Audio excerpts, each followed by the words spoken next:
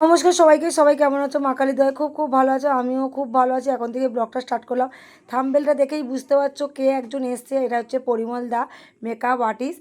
আর ইনি এসছে দোয়েল বুড়িকে সাজাতে, যেহেতু দোয়েল বুড়ির আজকে কী বলো তো, নাচের পরীক্ষা। এত মাস ধরে যে প্রত্যেক দিন প্র্যাকটিস করা, আজকের ফলাফল দেখব যে কী করে। জানি না কী করবে, বাট কিন্তু আমি এখন ওকে সাজাতে মানে পরিমলদাকে দিয়েই করাচ্ছি। কেন, পরিমলদা খুব ভীষণ সুন্দর সাজায়, ওই কারণেই পরিমলদাকে দিয়েই আমি ডেকে পাঠিয়েছিলাম। অনেক দিন দিয়ে ইচ্ছে ছিল পরিমলদার কাছেই দোয়েলকে একটু মানে মেকআপটা করাবো। ও তো পরিমলদা ওদিকে মেকআপ করাচ্ছে, এদিকে আমি ঝটপট ডাল সিদ্ধ আর আলু সিদ্ধ একদম বসি। কি খাবো নিজেরাও জানি না, ওই জন্য বলি বাড়ি থেকে একটু ডাল সিদ্ধ আলু সিদ্ধ খেয়েই বেরিয়ে পড়ি। রীতিমতন আমরা একদম অলরেডি বেরিয়েই পড়েছি। এখন মহুলের মার জন্যে দাঁড়িয়ে আছি, উনিও আমাদের সঙ্গে যাবে, আর ওনাদের গাড়িতেই আমরা যাব। ওই জন্য আমরা দাঁড়িয়ে আছি। আর বৃষ্টির কথা আর বলো না, আজকেরও বৃষ্টি হচ্ছিল। অলরেডি আমরা গাড়িতে একদম টোটালি সবাই উঠে পড়েছি। আমার কোলে আছে এখন আমফান, আর অমৃতার মা তো প্রচুর ব্যস্ত, পিছনে ওই মেকআপ করাচ্ছে অমৃতাকে।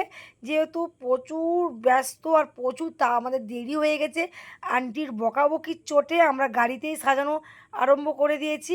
আর আমি তো সাজিয়েছি, আমি তো আর সাজাইনি, পরিমলদা সাজালো, তোমরা দেখলে। ওই পাশে হচ্ছে মহুলের মা, আর তারপরে অমৃতার মা, তারপরে অমৃতা। এই যে আমরা চলে এসেছি, এইবার উঠবে, প্রোগ্রামে যাবে। অমৃতার মা একটু সাজুগুজু করিয়ে দিচ্ছে আমার মেয়েকে। ও না করালে আমার জন্য মনে হয় যেন কি একটা কমতি কমতি আছে। অমৃতার মা না হলে আমার মনে হচ্ছে একটা ডান হাত মনে হয় চলে যাবে, এরকম ব্যাপার। মানে ও খুবই আমাকে মানে সাপোর্ট করে। ওই জন্যে আমি ওর সঙ্গে ছাড়া অত মানে প্রোগ্রামে যখনই যাই অমৃতার মার সঙ্গেই যাই। আর আমি না খুব একটা শাড়ি খুব একটা ভালো পরাতেই পারি না, তাই ও থাকলে আমার সাপোর্টটা ভালোই হয়। এই দেখো অলরেডি দোয়েল বুড়ি এখন মানে চলে গেছে পরীক্ষার হলে, আর ওই যে বিচারকরা বসে আছে। আর সত্যি কথা বলতে কী বলো, মেয়ে ওইদিকে নাচছে, মার বুক কিন্তু ধুকুর বুকুর ধুকুর বুকুর হচ্ছে। কারণ কি বলো তো, মানে কতদিন ধরে অপেক্ষা করি কবে পরীক্ষা আসবে পরীক্ষা আসবে। যেরকম পড়াশোনার মানে ভয় লাগে, সেরকম নাচে এই বুঝি ভুল করলো। আর ভারতনাট্যমের পরীক্ষা সেটা ঠিক আছে, খুব ভালো নাচ হয়েছে, নাচটাকে ছাড়াবেন না। আরেকটা কথা বলি, আপনারা শুধু হাউস ওয়াইফ নাকি চাকরি বাড়ি করেন? আপনি বিশেষ দেখাশোনা করেন, তার মাঝখানে একটু প্র্যাকটিস করুন।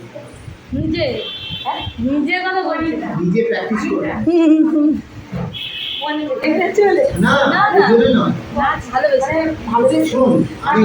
আমি শান্তিনিকেতনে আগে বহু বছর যাচ্ছি।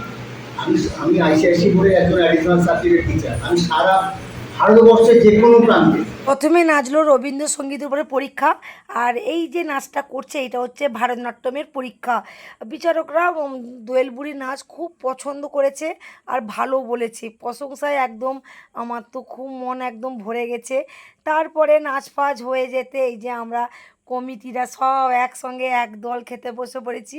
আমি কিন্তু এর মধ্যে নেই, আমরা আর সিট পাইনি, আমরা পরে বসবো। এখন টিকটক করতে চলে গেছিলাম, আর ওরা এখন খাচ্ছে, সব নাচের টিমরা বসে পড়েছে। আর আমি আন্টি এই যে টিকটক করে খাওয়া দাওয়া করে অলরেডি টোটোতে বসে পড়ছি। আর হ্যাঁ, ভিডিওগুলো কেমন লাগছে অবশ্যই কমেন্টে জানিও, ভালো লাগলে লাইক কমেন্ট শেয়ার করো। আন্টি তো খুব খুশি, খুব খুশি দোয়েল বুড়িকে, যেহেতু স্যাররা যখন ভালো বলেছে, মানে আন্টির গর্বে বুকটা পুরো ভরে গেল। আর আজকের এখানে রাখলাম, কালকের আবার নতুন নতুন কিছু ভিডিও নিয়ে তোমাদের সামনে হাজির হয়ে যাব। টাটা।